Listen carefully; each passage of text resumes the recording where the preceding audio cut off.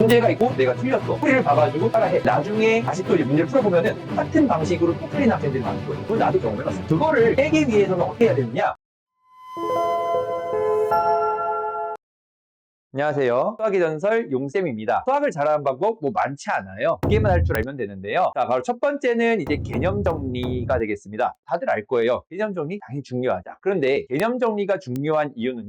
자, 여기 써 있듯이 지금 인강에서도 이제 많이 얘기하는 부분인데 바로 아는 만큼 보이기 때문입니다. 예를 들어서 자, 요런 2차 방정식이 있는데 이 방정식에 만약에 이렇게 실근의 개수를 물었다고 칩시다. 이제 2차 방정식이라는 게 있다 보니까는 학생들은 대부분 이제 어디에 집중하냐면은 2차 방정식 푸는 방식에 많이 집중할 거예요. 2차 방정식을 푸는 방식 어떤 게 있죠? 인수분해도 있고 근해 공식도 있는데 좀 공부를 잘 안 하는 학생들 같은 경우는 그냥 푸는 것이 중요하기 때문에 근해 공식으로 가버려요. 인수분해도 또 잘 안 해. 근해 공식으로 가. 하지만 개념을 잘 정리한 학생들이면은 어디로 가겠어요? 당연히 실근의 개수를 물어보다 보니까는 실근의 개수와 연관된 개념이 뭐가 있죠? 바로 2차 방정식에서는 판별식이라는 개념입니다. 그러니까 이제 아는 학생들은 판별식으로 가는 거고 모르는 학생들은 이 방정식의 근을 구하려고 할 거라고요. 이런 차이가 있어요. 그러니까 이제 우리가 개념 정리를 잘 해야 되는 이유는 바로 문제를 봤을 때 우리가 이제 아는 만큼 보이기 때문이에요. 자, 그래서 이제 개념 정리라는 게 굉장히 중요한데, 자, 개념 정리를 시켜보면은 아마 지금 뜨끔한 학생들이 있을 수도 있는데, 자, 대부분의 학생 버전 책을 보면은 개념 부분이 있는데, 자, 거기 부분을 한 번씩 따랐어요. 뭐 그나마 개념 정리 노트를 가지고 이제 쓰면 다행인데 그냥 읽어요. 앞부분은 그냥 읽어봐요. 그러니까 예를 들어서 책이 이렇게 있으면은 개념 부분 하면서 뭐 예를 들어 점과 직선 사이 거리 있네. 이게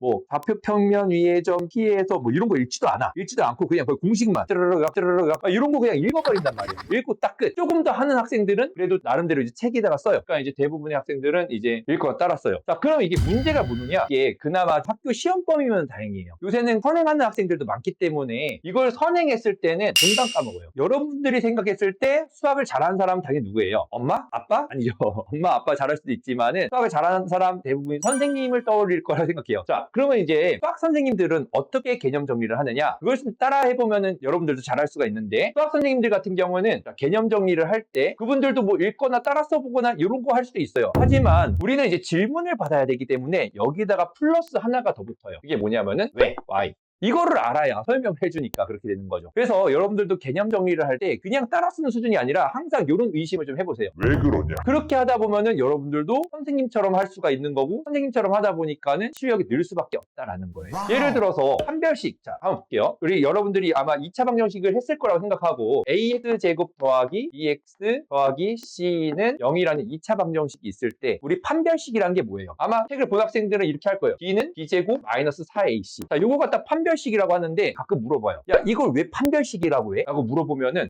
책에 판별식이라고 나와 있는데요. 왜 판별식인지도 모르거든요. 우리 판별이란 게 뭐예요? 뭔가 판단해 주는 거잖아요. 그죠? 그러니까 뭘 판단하냐? 그런 걸 얘기를 해줄 수가 있어야 되는데 그런 것도 모르고 그냥 책만 따랐으니까는 어떻게 설명해요? 왜 판별식인지조차도 몰라요. 선생님들은 무엇을 판별해 주는지까지 설명을 해주죠. 무엇을 판별해 줘요? 이거 실근의 개수. 2차 방정식이 실근의 개수를 판별해 준다. 그래서 판별식이다. 요 정도까지만 해도 학생들 수준에선 잘한 거예요. 근데 이제 여기서 선생님들은 왜 그렇게 됐는지까지 알아야 되는 거죠. 자꾸 여러분들이 공식 뭐 따라쓰기만 하지 말고 개념 정리할 때 자꾸 의심을 가지세요. 왜 그러지? 왜 그러지? 왜 그러지? 자, 그러다 보면은 여러분들만의 개념 정리 책이 생길 거예요. 자, 왜냐면은 내 궁금증을 제대로 해소를 못 해주는 책이다 보니까는 여러분들이 다른 책을 또 찾게 될 거예요. 이 책에는 내가 원하는 게 안 나왔네. 뭐 저 책에는 내가 원하는 게 안 나왔네. 근데 이 책에는 드디어 있어 하면은 이런 게 내 책이 되는 거예요. 그리고 요새는 인터넷이나 뭐 유튜브도 굉장히 많이 발달해가지고 여러분들도 이제 검색도 해볼 수가 있어요. 그렇게 해서 여러분들이 자기만의 완벽한 개념을 정리하게 되면은 이게 바로 제대로 된 개념 정리법이다 라고 할 수가 있을 것 같습니다. 자, 이제 개념 정리를 다 했으면은 그 다음으로 중요한 거는 바로 오답 관리가 되겠습니다. 자, 대부분의 학생들이 오답 정리라고 알고 있을 텐데요. 자, 선생님은 오답 관리라고 해요. 오답 관리에는 첫 번째로 뭐가 좀 들어가냐면은 여러분들이 문제를 풀다 보면은 틀리는 문제들은 크게 두 가지 유형으로 나눌 수가 있어요. 첫 번째는 풀었는데 틀린 거, 그리고 두 번째는 손도 못 댈 거예요. 이렇게 두 가지 형식으로 나뉘어요. 여기 풀었는데 틀린 거에 대한 오답 관리는 어떻게 이루어져야 되냐면은 왜 틀렸는지 스스로 분석을 해야 돼요. 자, 오답 정리를 하는 학생들 대부분이 어떤 식으로 식으로 하냐면은 문제를 적고 풀이를 써요. 그리고 끝 이렇게 넘어가요. 요거를 좀 선생님이 지적해주고 싶거든요. 자, 왜 그러냐면은 문제 적고 그 다음에 해설지에 있는 풀이 적고 가버리면은 좀 뒤면 까먹어요. 자, 왜 그러냐? 이 풀이는 내 풀이가 아니기 때문에 그래요. 되게 웃긴 얘기긴 하지만은 전에 선생님한테 진짜 그런 적이 있었어요. 수업 시작하기 전에 와가지고 딱 물어봐요. 이 문제 못하겠어요 해가지고서 풀어줬어요. 그랬는데 수업 시간에 야 이거 내가 풀어줬던 거잖아 했는데 언제예요? 막 이렇게 따지는 학생이 있었거든요. 진짜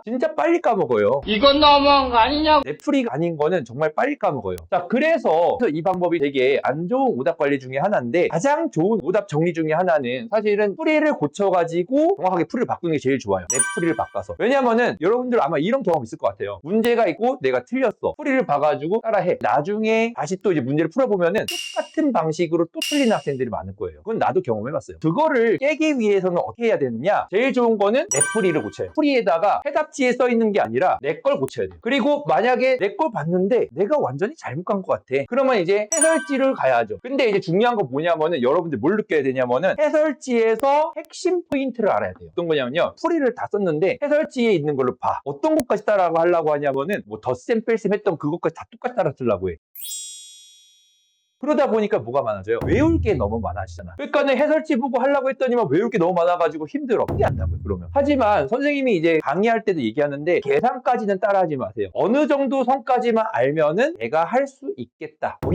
거기까지만 하는 거예요. 그리고 이제 계산 같은 경우는 여러분들이 꾸준히 하면서 늘려야 되는 부분이고 핵심 포인트, 자, 요거를 잘 찾아가지고 써야 되는 거예요. 어떤 것만 알면은 내가 할 수 있겠다 하면서 이제 간단하게 해내는 거죠. 예를 들어볼까요? 근데 난 이걸 못 풀겠어. 하다가 나중에 알게 된 거는 뭐였냐면은 이거 x 빼기 1의 제곱이 0이니까는 x는 1이었구나 이렇게 답을 낼 거예요. 그러면은 이거를 다 따라 쓰지 말라는 거죠. 뭐만 쓰느냐? 인수분해. 이렇게 해놓고서는 인수분해는 여러분들이 하세요. 인수분해 여러분들이 해서 답을 내야 되는 거예요. 그래서 오답 노트 같은 거 할 때도 제일 중요한 거 이 핵심 포인트가 드러나게 써놓고서는 이것만 알면 풀 수 있어야 되는 거예요. 그리고 연장에다가 뭐 계산해 답을 내보고 맞춰보면 되는 겁니다. 자, 이렇게 해가지고 풀었는데 틀렸던 문제들은 관리를 하면 되는 거예요. 내 걸 고칠 수 있으면 내 걸 고치고 내 걸 못 고치겠으면은 답을 보면서 답에 있는 풀이를 다 따라 쓰지 말고 핵심 포인트만 찾아가지고 오답 정리를 하는 거예요. 그리고 더 좋은 거는 사실은 이게 있으면 더 좋아요. 감동 포인트. 이게 어떻게 보면 그 수학 일기 이런 거랑도 비슷한 부분이긴 하거든요. 내가 이거 보면서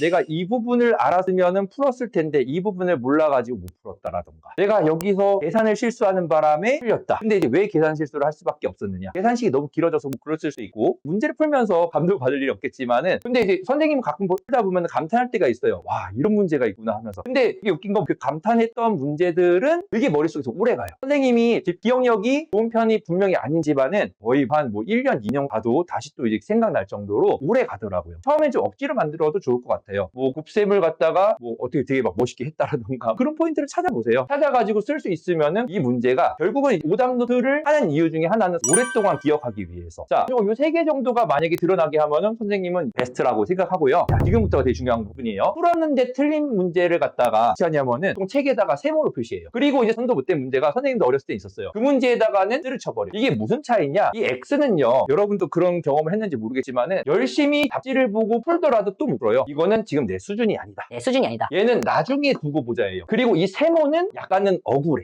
왠지 맞출 수 있었을 것 같은데. 그러면 얘는 주기를 더 빨리빨리 봐주는 거예요. 예를 들어서 지금 보면은 오답 노트가 있으니까는 문제를 보면서 이 문제, 왜냐 문제 적을 거 아니에요? 이 문제, 이렇게 푸는 건데 머릿속으로 다시 한번 이제 간단하게 어떻게 풀면 된다 생각하는 거예요. 이게 떠오르면은 3일 정도 이제 뭐 아침마다 봐가지고 아니면 뭐 이제 뭐 1시간 주기로 보던가 떠오르면은 그러면 얘는 완료가 된 거고 다시 풀어서 맞으면은 그때 오케이 다시 동그라미 치고 넘어가면 되는 거예요. 아시겠죠? 이렇게 하고 이 X는 나중에 내가 좀 뭔가 이 세모가 다 동그라미로 바뀌었을 때쯤 그때 다시 봐줍니다. 그런 식으로 해결을 하면은요 이제 여러분들한테 제일 도움이 많이 되는 문제는 이 세모에 해당하는 문제거든요. 그래서 이제 이 세모 문제를 갖다가 여러분들이 다 동그라미로 바꿨을 때 실력이 이미 늘어있는 거예요. 아시겠죠? 그래서 선생님은 이렇게 세모랑 X로 오답 관리를 하면은 여러분들의 실력 향상에 많은 도움이 될 것이고 제일 좋은 거 선생님도 좀 어떻게 보면 약간 게으른 사람이에요. 공부를 많이 하는 걸 좋아하진 않고 효율적으로 하는 걸 좋아해요. 우리 이런 말이 있죠. 하나를 알고 이제 열을 깨우친다 얘기가 있는데 효율성이 높은 공부를 하기 위해서는 결국에는 이런 세모에 해당하는 문제 얘네가 여러분들의 실력을 향상하시는데 가장 도움이 되는 문제들이기 때문에 이런 문제를 많이 푸는 것을 해야 되고 오답 노트를 관리를 하면은 여러분들의 수학 실력은 많이 향상될 거라고 생각합니다. 지금까지 영상을 시청해 주셔서 감사합니다.